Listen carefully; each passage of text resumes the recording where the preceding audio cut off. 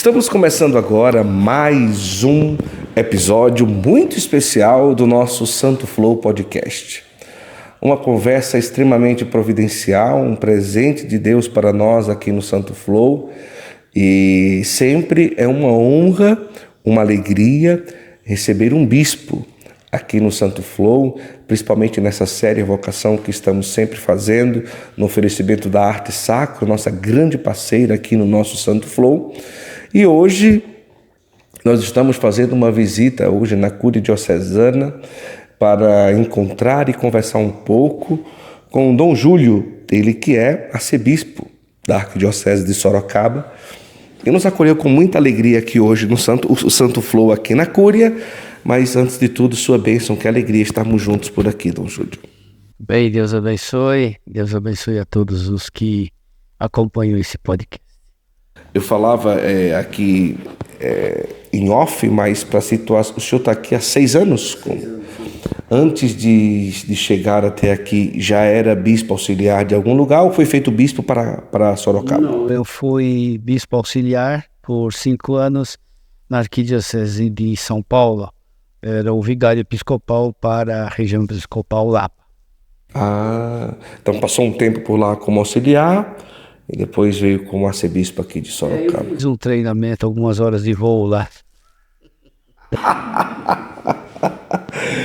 É interessante, mas essa realidade dos bispos auxiliares de São Paulo, porque geralmente são muitos, né? Geralmente entre 7, 8, 9, não é ali, né? E de uma forma muito intensa, realmente consegue fazer muito estágio de voo mesmo, porque São Paulo é sempre uma região e uma arquidiocese que tem muita demanda de trabalho, né?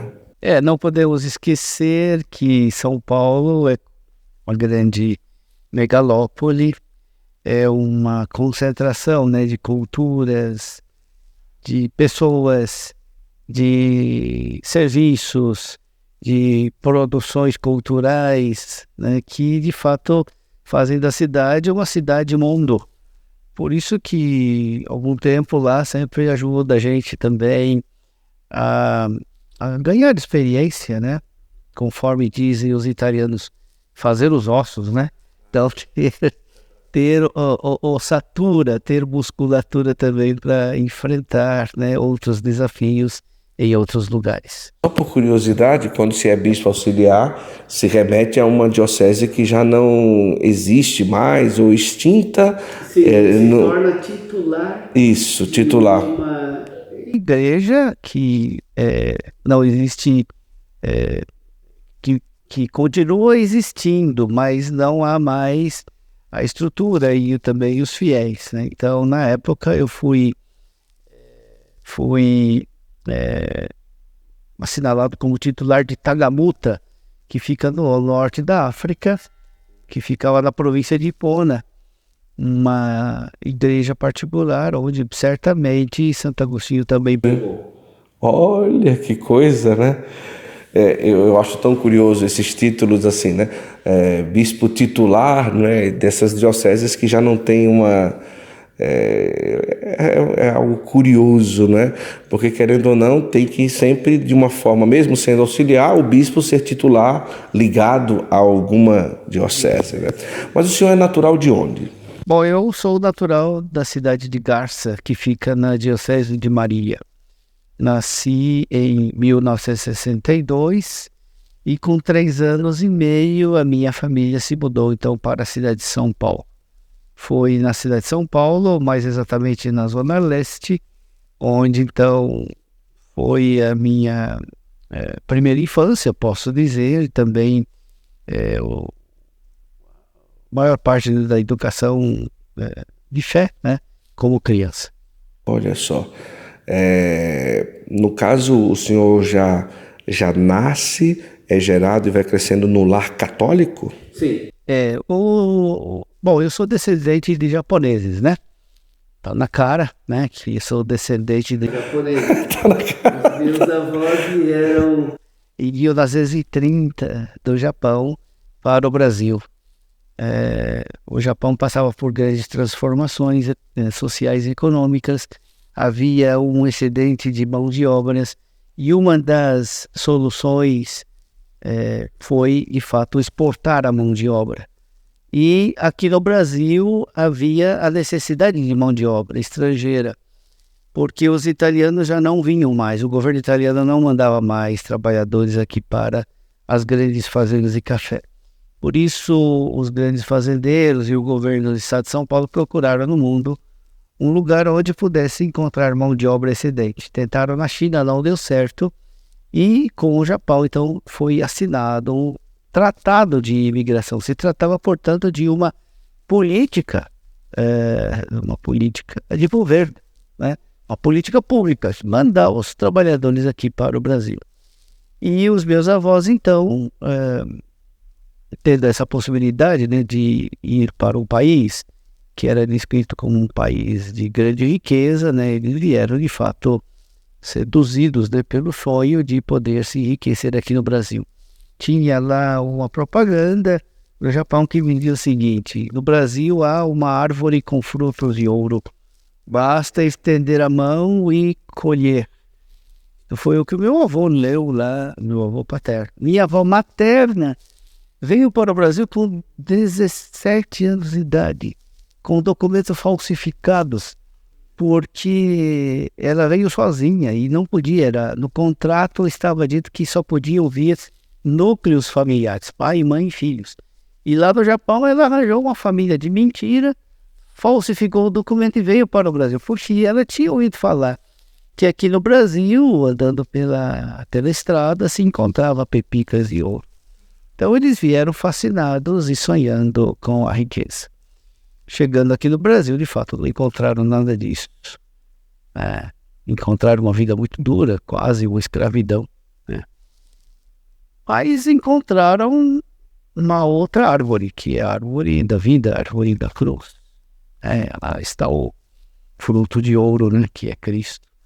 Então eles não vieram como católicos, eles conheceram a fé católica aqui no Brasil, e com a conversão do meu avô para o catolicismo, a minha família tomou um rumo totalmente diferente. Por isso também que desde criança, né, então frequentava as missas com meus pais, né, e principalmente com meu avô, era um homem muito devoto. Me lembro que ele me levava à missa do domingo de manhã cedinho, 6 horas da manhã, ainda dormindo no colo dele, e me levava para a missa e participava da missa com ele, ainda no colo do meu avô. Então isso de fato marcou a minha infância, né? Marcou a minha primeira infância. E foi exatamente participando, né, da vida da paróquia que, né, veio também, floresceu, desabrafou também a vocação, né? Então, meus avós, de fato, eles tinham lá uma religião animista. É o que eu ia perguntar. No caso, quando eles vêm, quando eles chegam de lá, não sendo católicos, qual religião, assim, como que funcionava? A religião tradicional da ilha de Okinawa. Não é nem shintoísmo, nem budismo, que é o dominante no Japão, né? Mas é uma outra religião animista, tá? Que eles tinham lá naquela ilha. Às vezes eu perguntava para os meus parentes mais velhos, né, explicar um pouco a religião deles, mas eles não sabiam explicar também. nem eles sabiam explicar. Eles explicavam também. Então, a influência que eu tive do ponto de vista religioso, né, dos mais velhos, de fato, não houve, né? De fato, toda a minha formação foi desde o nascimento, né? Foi uma educação cristã, foi uma educação na fé católica. Agora, do ponto de vista de proximidade com o Japão, o senhor realmente vai crescendo aqui em São Paulo, mas quando jovem não desperta o desejo de conhecer um pouco mais da cultura de lá, ou de um dia se preparar para ir visitar o Japão? Isso como jovem vai despertando, ou o senhor realmente se sentia muito... Eu tive, de fato, desejo, né, de ir para o Japão. Quando era padre novo, pedi para os meus superiores, né?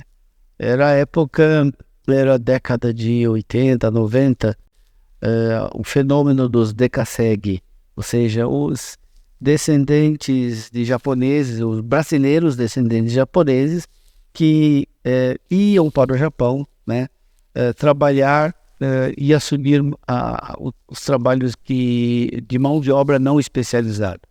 Conforme eles diziam, né, era um trabalho perigoso, pesado e sujo, né? E eram muitos os decassegues, ou seja, os brasileiros descendentes japoneses que estavam trabalhando no Japão. Se não me engano, eram uns 200 mil na época. E a maioria católicos. E eles não tinham ninguém ali que os assistisse, né, espiritualmente, pastoralmente falando. Então, quando jovem, eu de fato pedi para os meus superiores, né, para ir trabalhar no Japão com o Decassegue. Eu nem precisaria aprender o idioma japonês, só com o português já iria ter 200 mil, né, ou bom tanto, né, desses para atender. Mas, não sei se você sabe, né, mas quando a gente pede uma coisa para o superior sempre pede para fazer outra coisa totalmente diferente. Fica a dica, viu, para os padres aqui da diocese. Não, brincadeira. Brincadeira. Mas qual que era a congregação? Eu sou o palotino, né? Os padres e irmãos palotinos. Pedi para os meus superiores para ir para o Japão. Eles ficaram muito contentes. Falaram, ai, que bom que você quer ir para o Japão. Você vai para a Itália para estudar teologia. Então eu fui para estudar teologia, fazer mestrado na Itália, em Roma. Terminado esse período, voltei, trabalhei, né, depois aqui como professor de teologia.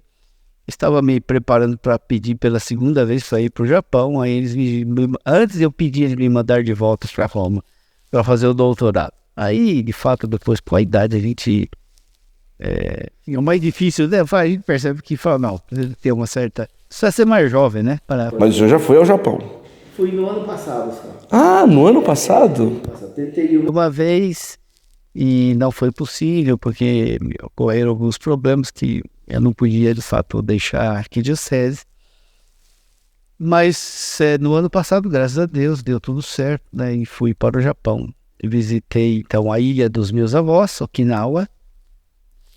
Visitamos também a Coreia, passando pelo Santuário dos Mártires Coreanos. Visitamos Nagasaki, que é o centro católico do Japão. Depois visitamos outros lugares também no Japão. E na volta passamos pelo Catar. Antes da Copa do Mundo. Da Copa. Como que é a realidade do catolicismo no Japão hoje? É um catolicismo de minoria, são muito poucos. É possível de se viver? Pode-se ser católico normalmente? Sim, agora sim, né? Existe liberdade religiosa no Japão, coisa que nem sempre foi assim. O catolicismo chegou no Japão com São Francisco Xavier.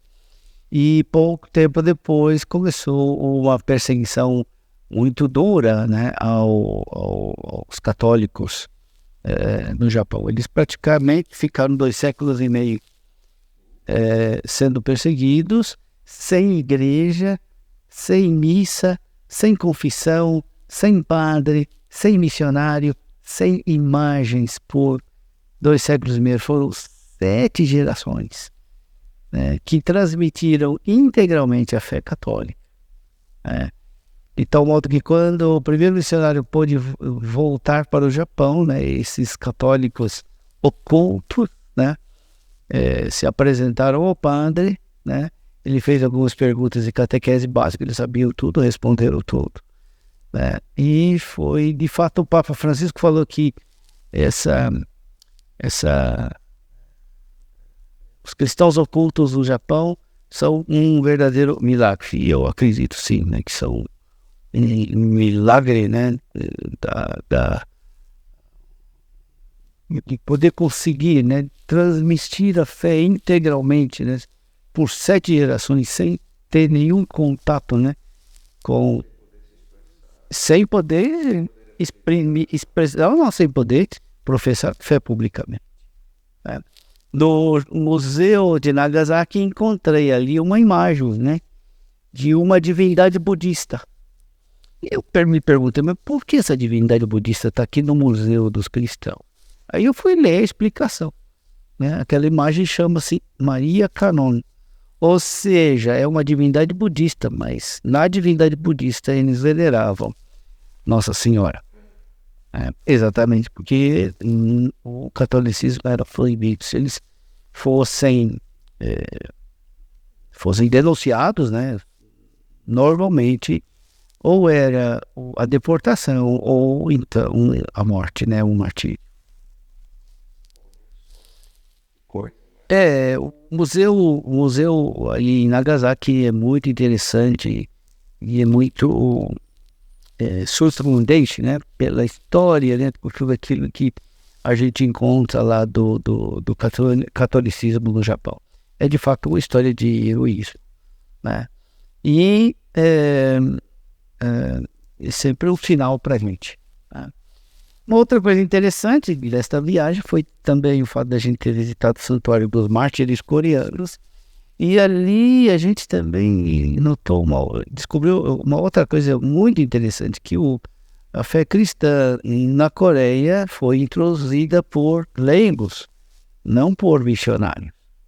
Era um grupo de leigos que tomaram conhecimento que havia, né, o cristianismo, e um deles, sendo filho de diplomata, morando na China, tomou contato com os missionários católicos cristãos.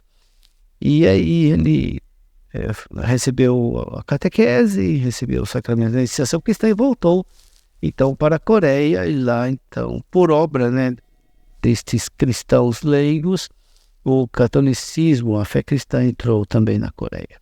E também também uma história de grande heroísmo, de muito martírio, né, histórias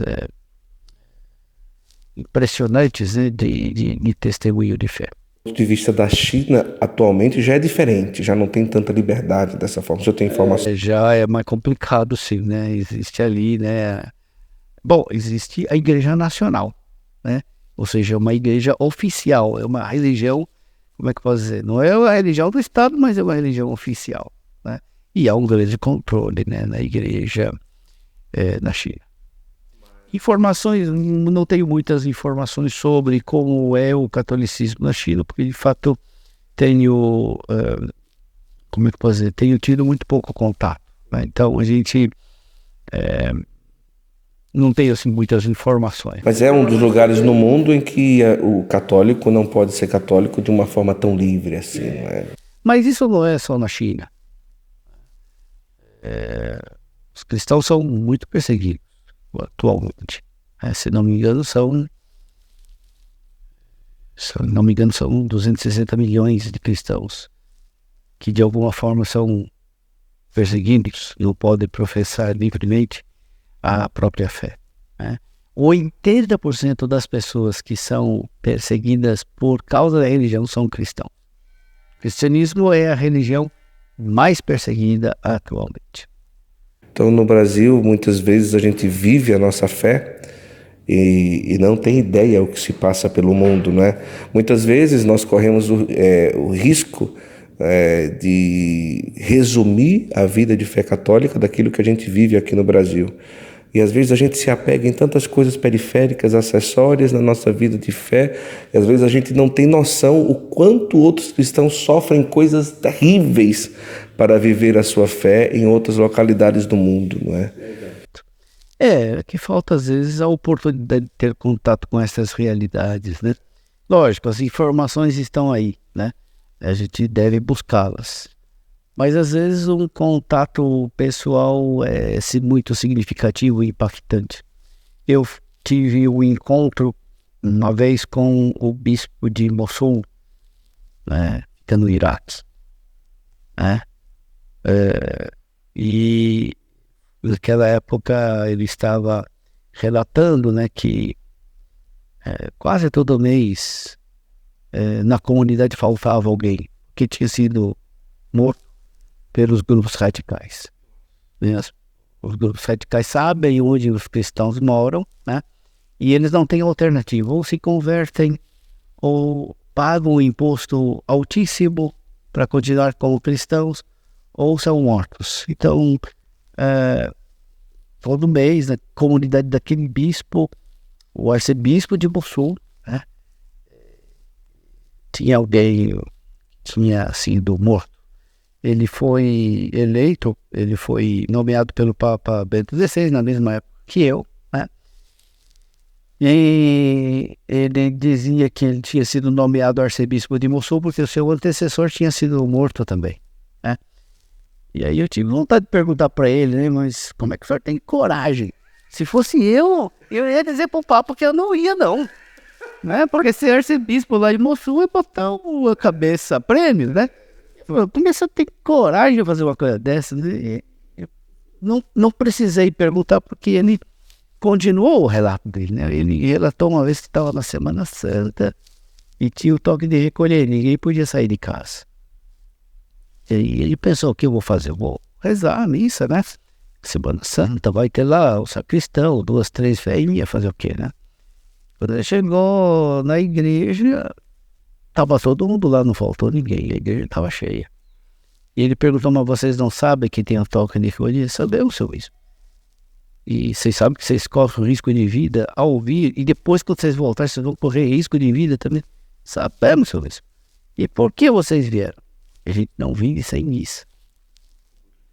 Para ir para a missa tem cristão que corre risco de vida. Hoje, não é do século II, segundo, terceiro, não. Agora, né, tem cristãos que para ir para a missa correm risco de vida, precisam correr risco de vida e não deixam a missa.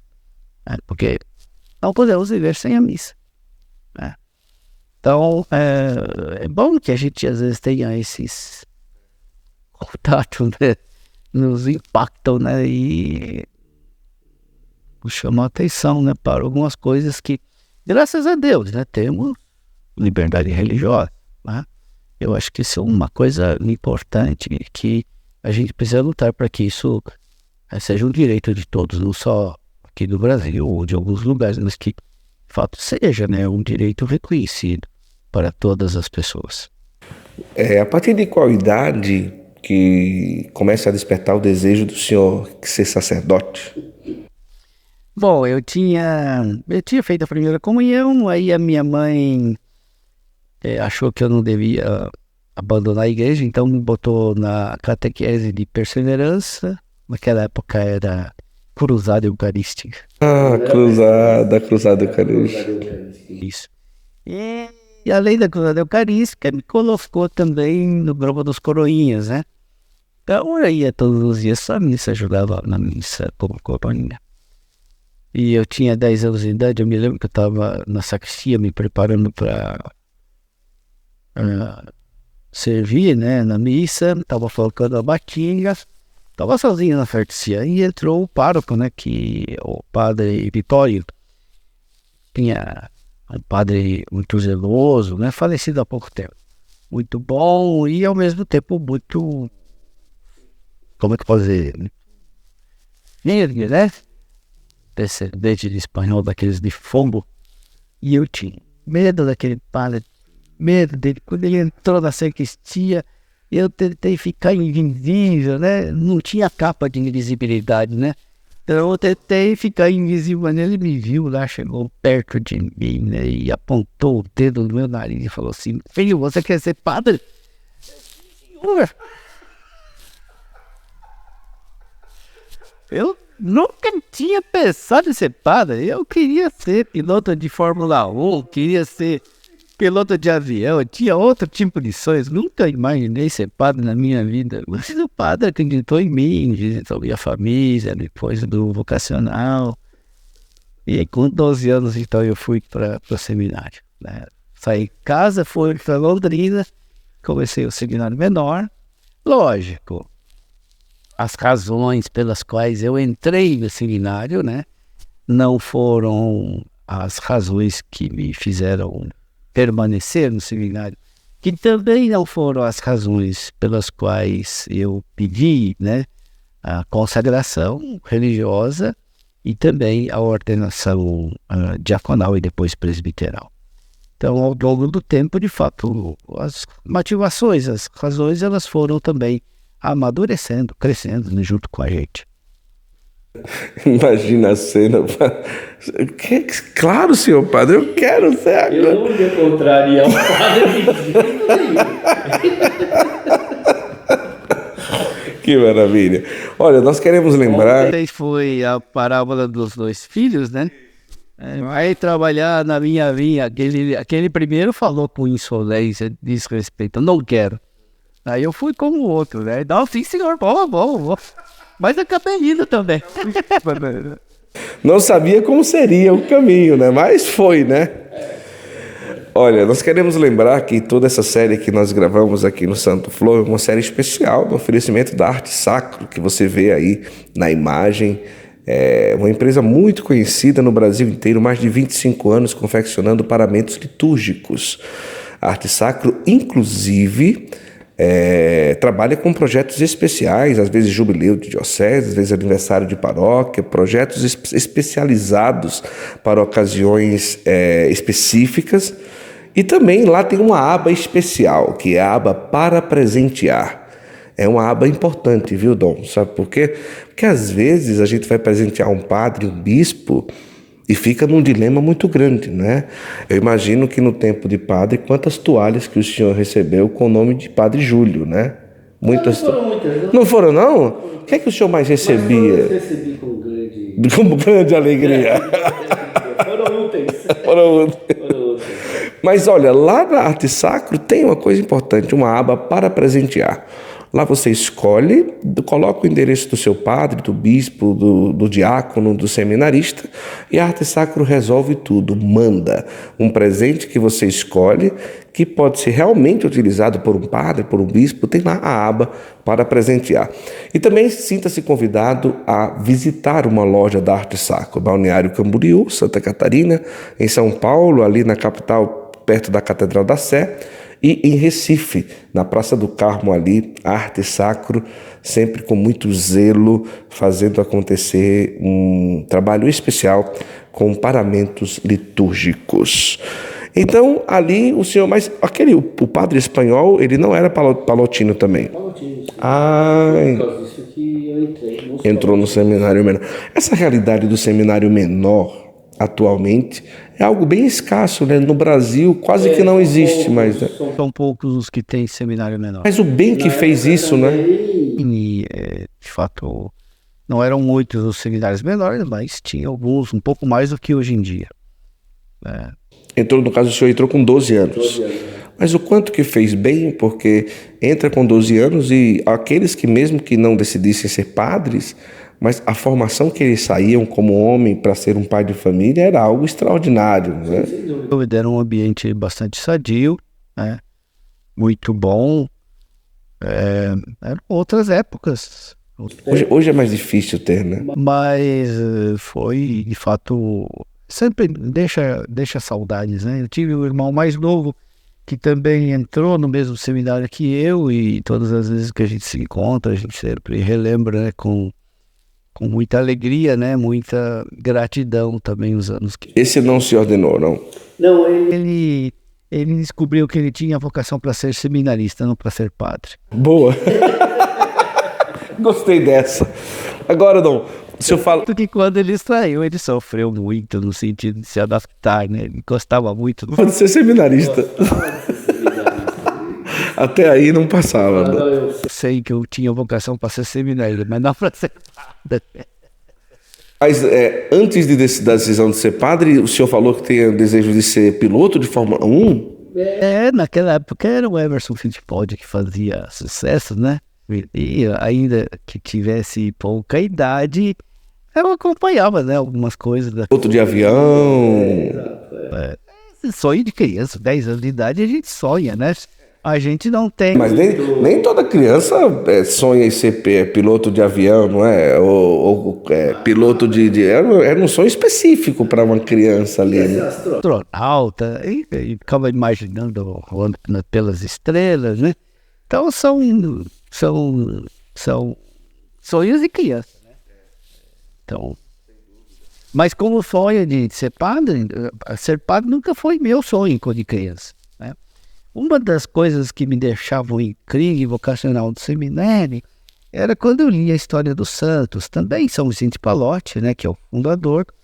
Eu lia que quando eles eram crianças, eles brincavam de rezar missa. Já tinha um resquício ali. Novos, de rezar missa para os amiguinhos, né? Hoje em dia também tem crianças, né, que se vestem de padre, reza missa, né? É uma coisa muito bonita, né? E eu ficava pensando, mas eu nunca brinquei de rezar missa para ninguém. Acho que eu não devo ter vocação. Então essa era uma crise que me dava de vez em quando. Eu já acho que eu vou ter que sair, porque eu nunca vi isso quando criança, né? Mas tá bom, Deus. Aspectos, Vocação é mistério. quais os aspectos específicos que fez com que o senhor fizesse a leitura interior que realmente a vocação do senhor seria ser sacerdote? Bem, eu acho que primeiramente o fato de a gente ter sido escolhido é uma questão de, como é que posso dizer? Eu reconheço que tinha muita gente mais capacitada, gente mais santa, mais qualificada para ser chamada. Mas não sei por que Deus foi botar o olho em mim, né? Então, primeira coisa é isso, né? Eu acho que a percepção, a constatação de que Ele chama. Não fui eu que decidi, né? O início não é esse, né? O início não é a minha decisão, o início é o chamado. Depois, uma outra constatação de que se Deus chama, a gente responde. E eu precisava de responder com grande sinceridade para mim mesmo se eu tinha condições para responder, né? Porque uma coisa é Deus chamar, né? Outra é a gente ter as condições mínimas para dar uma resposta que seja honesta e verdadeira a Deus. Então, mesmo reconhecendo as limitações, os defeitos, né? Conhecer que da minha parte havia, né? Não só sinceridade, não basta só sinceridade aí. Eu percebia que da minha parte havia algumas condições, né? Tornassem possível uma resposta afirmativa, tanto de preparação, de qualidades, de predisposições, né? Que eu percebi, eu falo, de fato, com humildade, saber que a gente tem as suas limitações, nós também tem umas coisas que podem possibilitar a resposta. E uma outra coisa, as necessidades, né? Eu acho que a gente não pode esquecer que a realidade também clama uma resposta, né, da nossa parte, as necessidades das pessoas. Lógico que a gente nunca vai suprir todas as necessidades, a gente está sempre aquém daquilo que as pessoas precisam. Mas uma disposição, né, mínima de poder, de fato, estar aberto àquilo que são as necessidades, né, da evangelização, o clamor, né, das pessoas, né, de alguém que se dedique, né, ao ministério pastoral, né, e a gente fala, bom, recebi tanto, porque também não procurar corresponder, né, àquilo que a gente recebeu.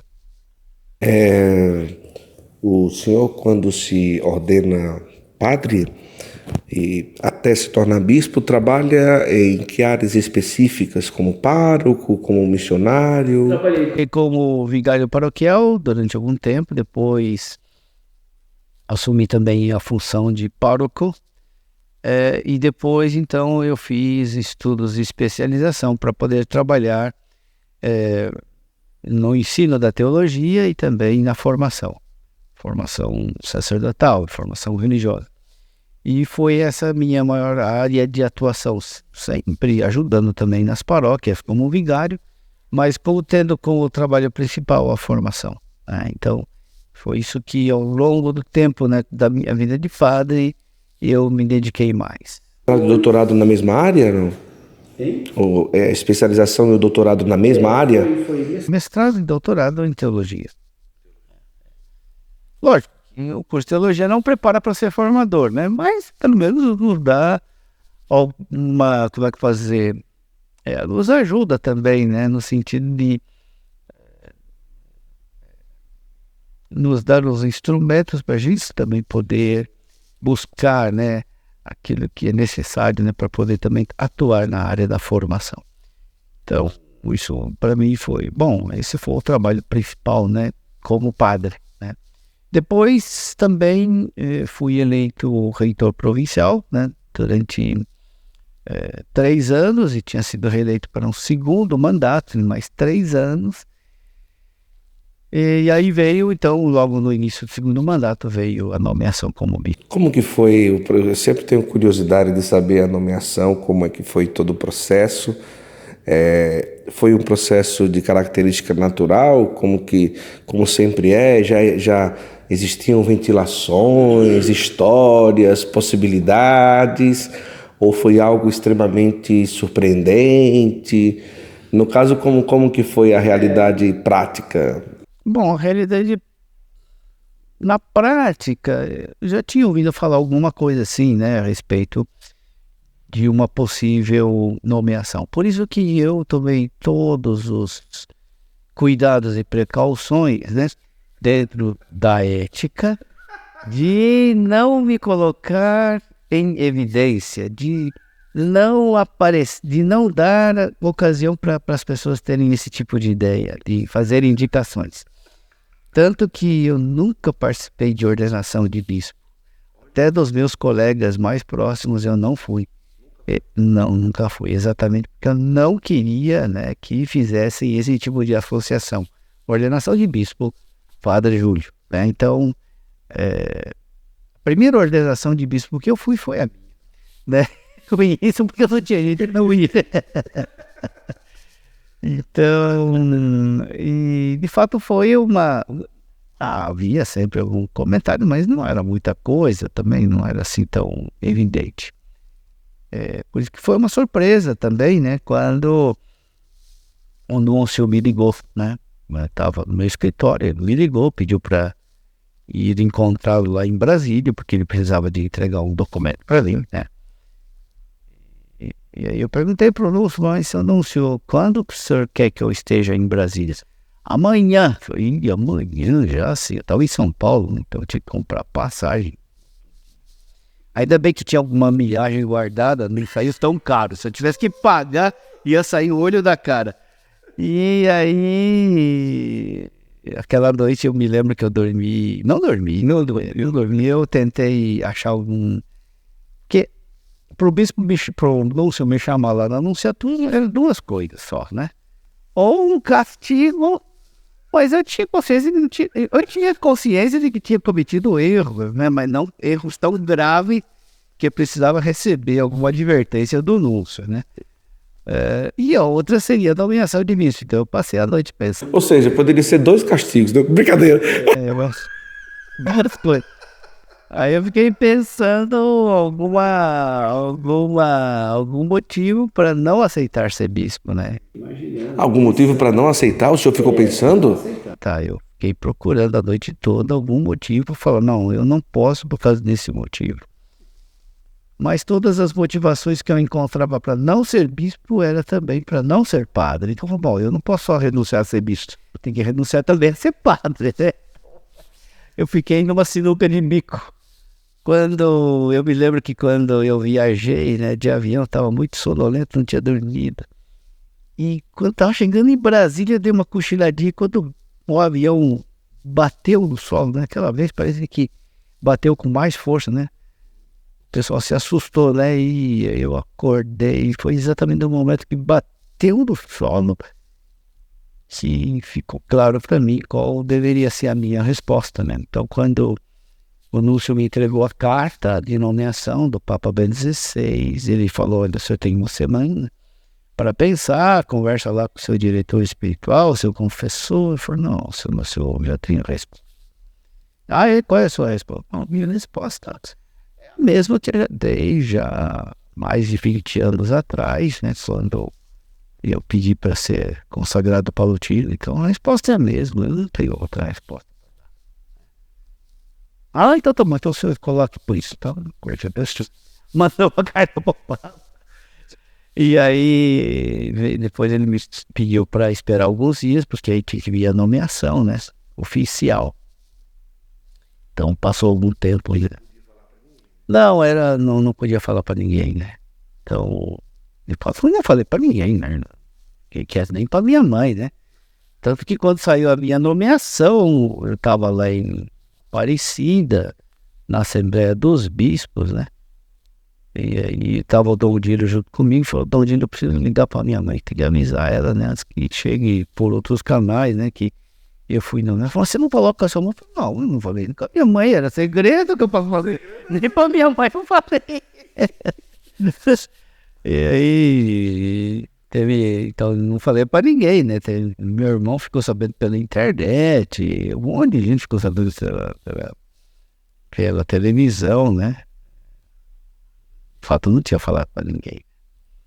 Mas foi, de fato, um momento de, como é que posso dizer, de reafirmar aquilo que já tinha sido uma decisão da vida, né? Quando a gente decide, né, fazer a consagração, quando a gente pede a ordenação, a gente não está fazendo um pedido provisório, né? Se trata de uma decisão por toda a vida, né? E isso traz a tiracolo também outras decisões das quais a gente acho que pode fugir, né? A gente não tem como.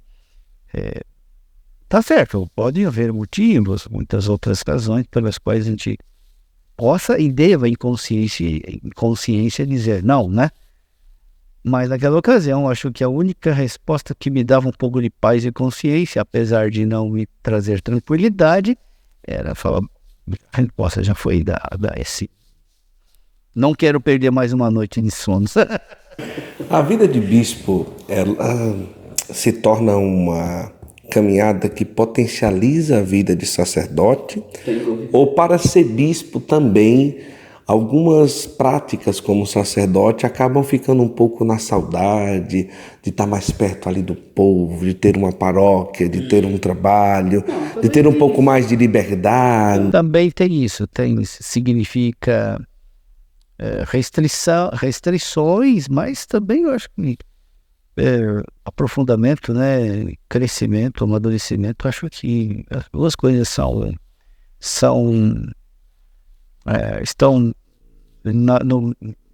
ligados ao ministério, ao exercício do ministério episcopal, né?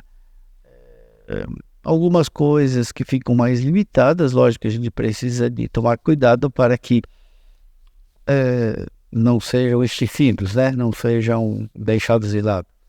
Mas certamente que aquilo que é o aprofundamento na vida sacerdotal, isso é inegável, né?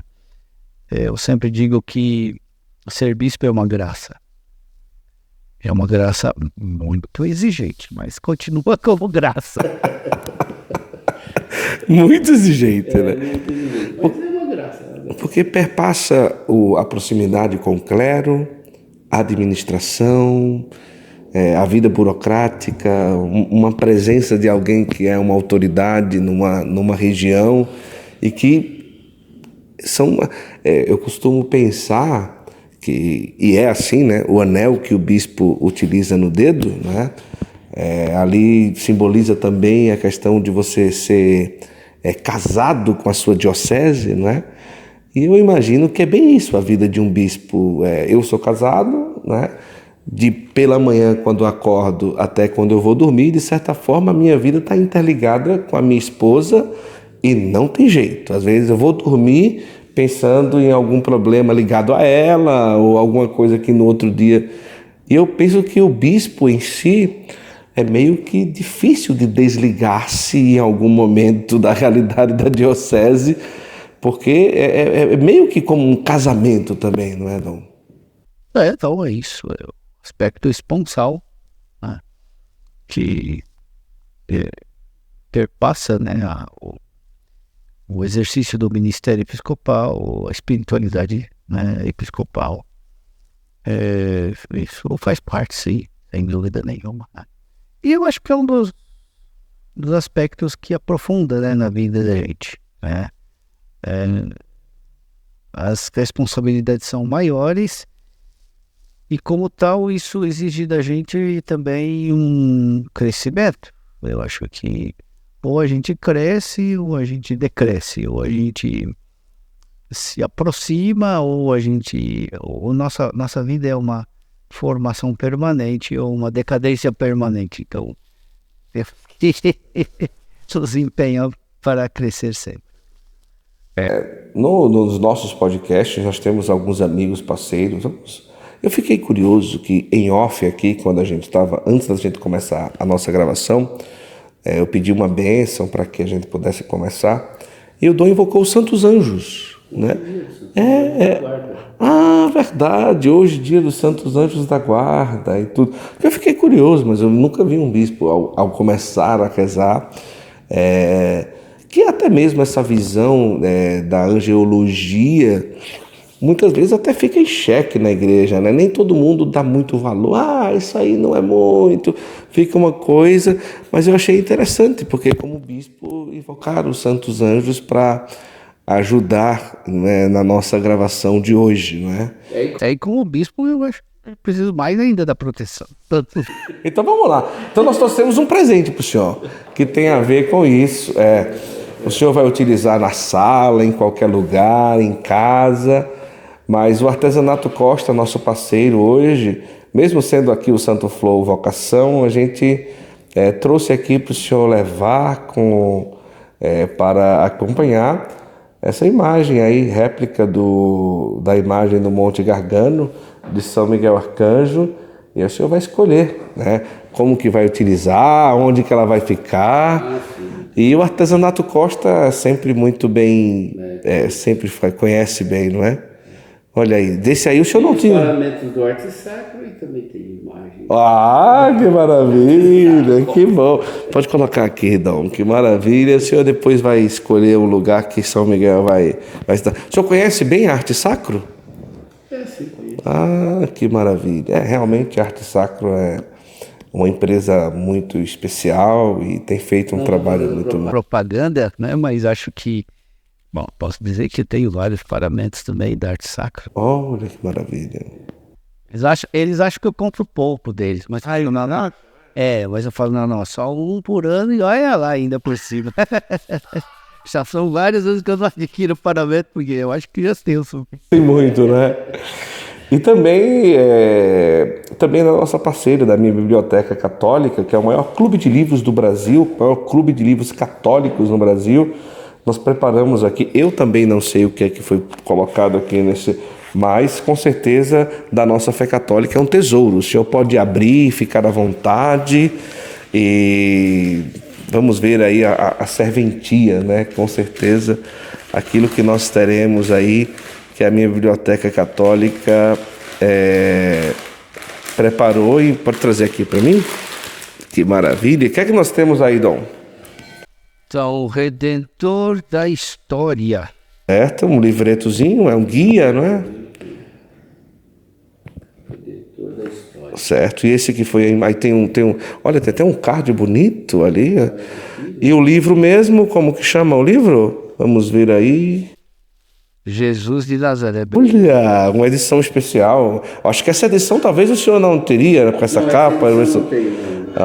Que maravilha. Eu tenho o outro, né? Sim. Não só tenho, eu já li. Como de vez em quando releio. Mas essa edição é muito bonita, muito bem cuidada, né? A gente percebe que ela tem. Bom acabamento. Bom sim. Então, tá ótimo aí um presente aí da minha biblioteca católica.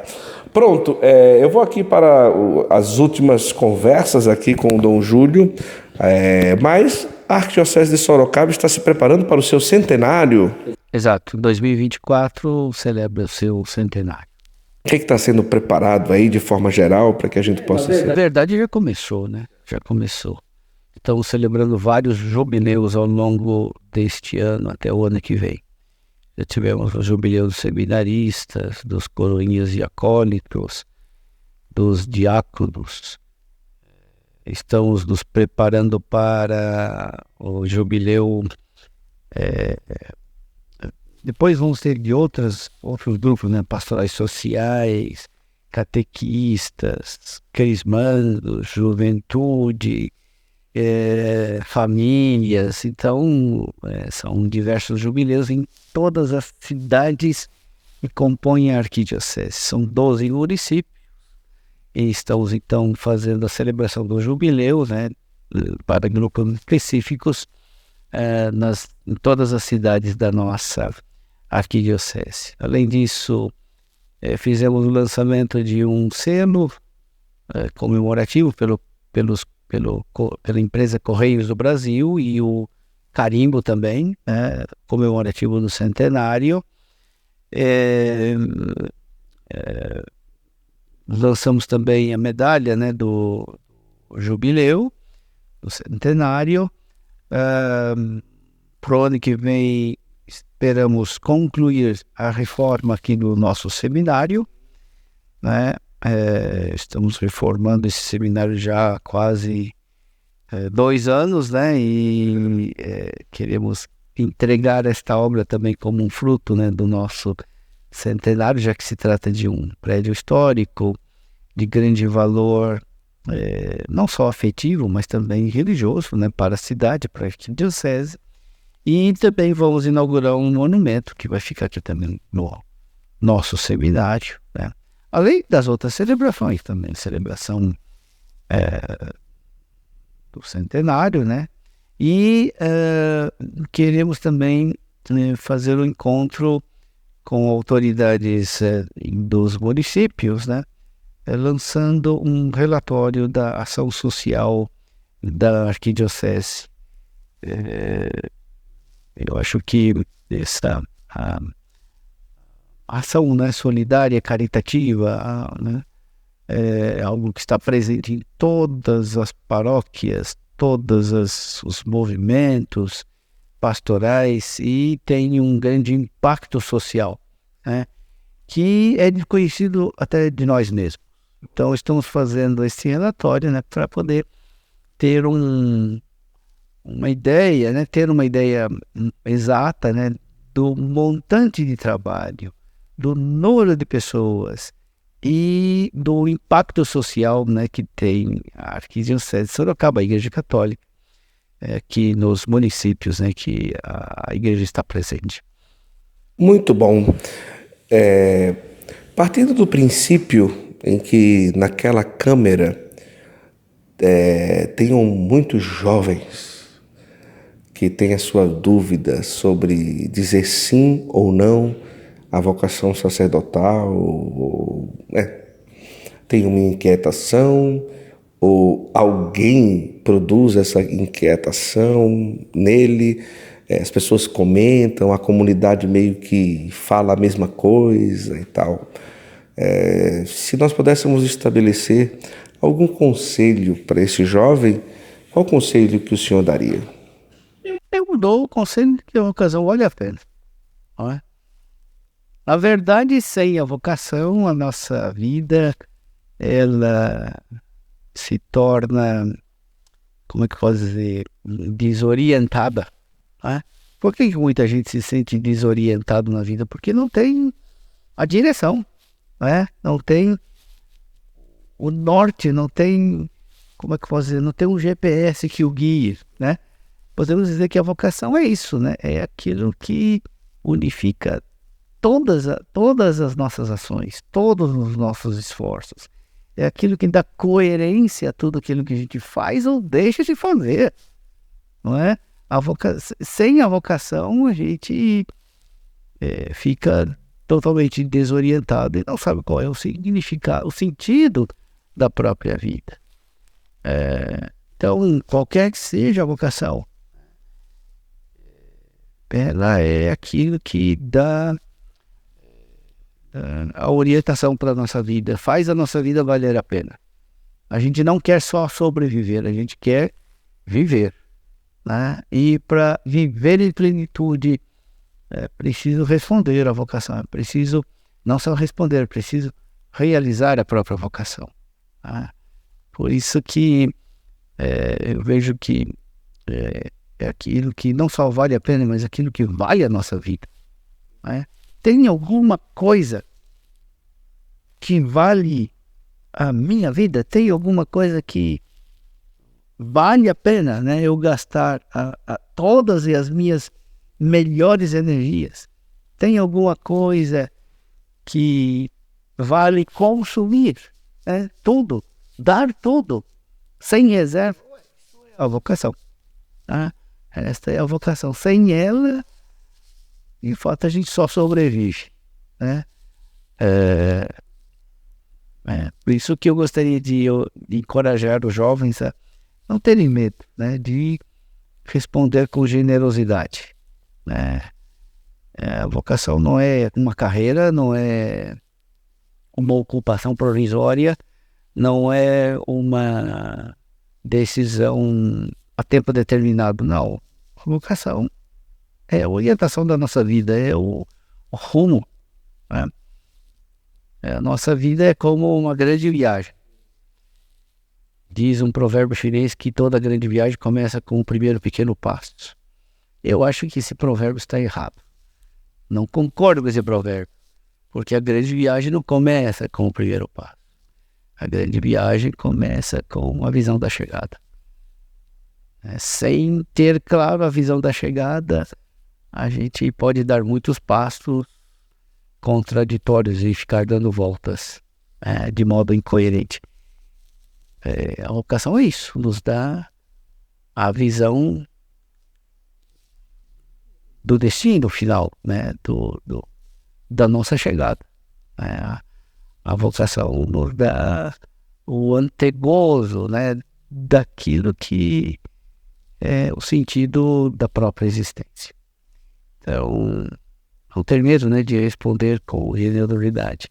Saber que é aquilo que vale a nossa vida. Não só vale a pena, mas vale a nossa vida. Muito bom. É isso. Deixa eu deixar aqui com o Dom Júlio também um exemplar do meu livro Um Dom Especial. A Vida de um Bispo Mudou a Minha História. Tem a apresentação aqui de Dom Rui, bispo de Caruaru. E está aqui, depois no avião, quem sabe, o senhor tem muitas curiosidades. Na verdade, não é a história de Dom Henrique, mas aquilo que eu consegui ler com a convivência junto a ele, o dia a dia, o que é que ele rezava, como ele resolvia os problemas da diocese, como ele tinha proximidade com os padres seminaristas, alguns fatos da vida dele, como o assalto, como o acidente de carro e tantas outras coisas. E aí talvez sirva um pouco aí para distrair no avião, de indo para lá e para cá. Tem algumas coisas pelo menos não curiosas. Assim, não viaja tanto assim. Não é tanto assim, de vez em quando. Bispo tem muita reunião, mas Brasília o senhor sempre vai de avião. Eu não vou a Brasília. Só fui uma vez no ano, né? Uma vez no ano. Agora, lógico, eu tendo sido eleito presidente do Regional Sul, então agora vai precisar viajar mais um pouco. Tenho 4 reuniões por ano em Brasília. 4? Agora sim. Agora. Que maravilha. Dom Júlio, foi uma experiência muito boa estarmos aqui com o senhor, foi um prazer enorme. Nós queremos agradecer muito a generosidade do senhor ter doado esse tempo aqui para a nossa conversa aqui no Santo Flow, e muito obrigado mesmo por esse momento, e deixa aí a sua palavra, o que o senhor quiser falar, e nós queremos agradecer muito. Eu que agradeço a oportunidade de poder me dirigir a vocês, de compartilhar algumas experiências da vida, e espero que possa servir para alguma coisa, possa servir também para a sua vida, né? Não se trata só de falar de curiosidades, né, da vida da gente, mas acho que de poder compartilhar experiências, esperando que elas possam também ajudar, né, aqueles que nos veem, nos ouvem, nos seguem, também para dar a sua resposta. Acho que o fundamental é isso, né? Não deixar de dar sua resposta, né? De empenhar sua vida para algo que de fato vale a pena. Um abraço a todos. Poderia nos dar uma bênção final? O Senhor esteja convosco. Ele está no meio de nós. Pela intercessão da bem-aventurada Virgem Maria, Nossa Senhora Aparecida, pela intercessão de São José, pela intercessão de todos os santos e anjos de Deus, a bênção de Deus Todo-Poderoso, Pai, Filho e Espírito Santo. Amém. Muito agradecido pela por você acompanhar mais um episódio do nosso Santo Flow Vocação. Que Deus abençoe a você e toda a sua família. E até a próxima, se Deus quiser. Tchau, tchau.